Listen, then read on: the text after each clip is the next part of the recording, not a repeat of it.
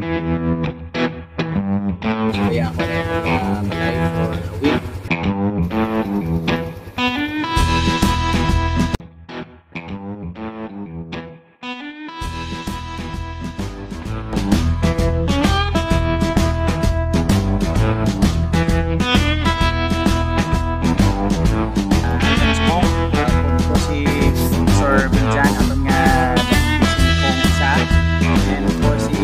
Boys, mabisita kita sa venue sa aton nga crusade sa barangay Nayawan.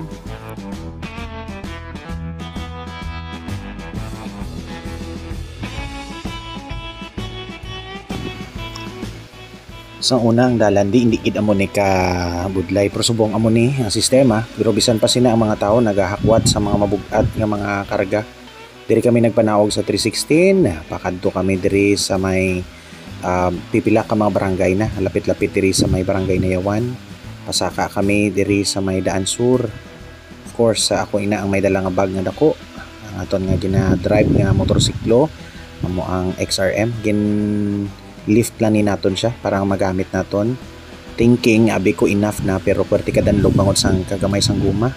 Muni nga dalan nga pwerte gid ang lutak mga kaabyanan, and lantawan ninyo ang amon mga tiil nagalubong. Ang guma sang amon nga mga motorsiklo daw hindi halos mag agi sa sininga alagyan, di makalampuwas bangod sang kadalom sang lutak. Kagti amo gini ang natabo bangod sang mga residente nga naglabay, nabuligan kami.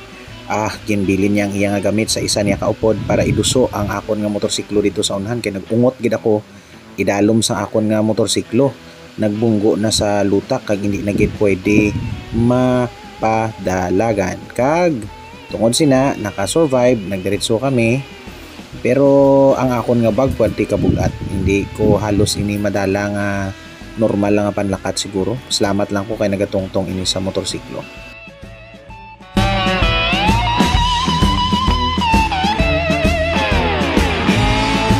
Sa diri nga bahin, abi ko ako lang ang stranded, si Pastor Beljan gali na igo man. Kag pwerte ka budlay sa iya nga part, no, hindi man siya kali ng tawan yung kadalumon sang lutak. Pwerte ka dalom-dalo.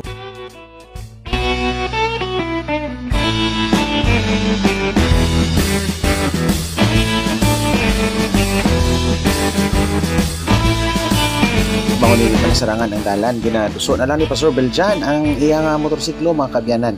Masaka diri sa unahan man si Sir Boys. Bisan pa sa karakuon sa iyang motor, hindi niya mahimo ini nga mapatigayon. Luwas lang kung may nag-assister man sa iya.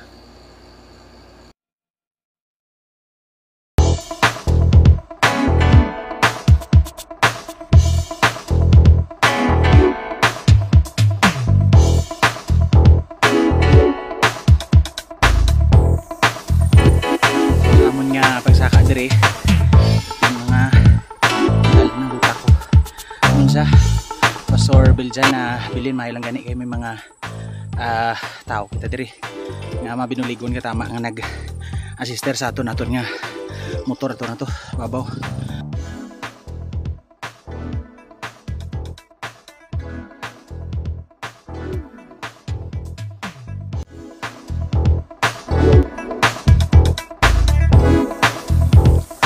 Nga bahin na binamon ko na ano lang ang motor gali kay na hukas gali ang iyang kadina, so ginuli ang sikrito, patrason ng gamay, kin testingan pila ka bisis. Okay, at last nakadalaga na.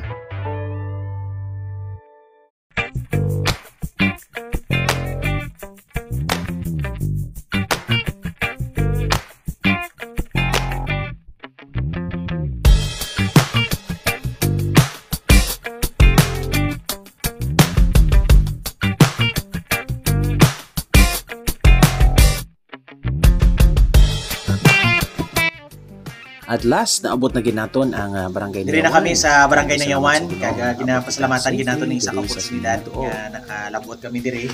Sa subong ari kami sa ilang health center. Diri kami ma-stay overnight.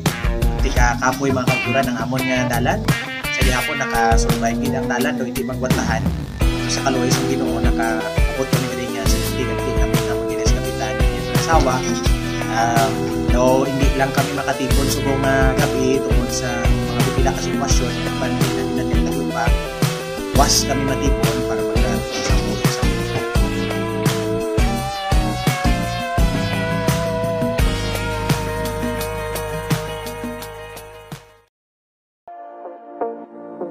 always under pressure, always in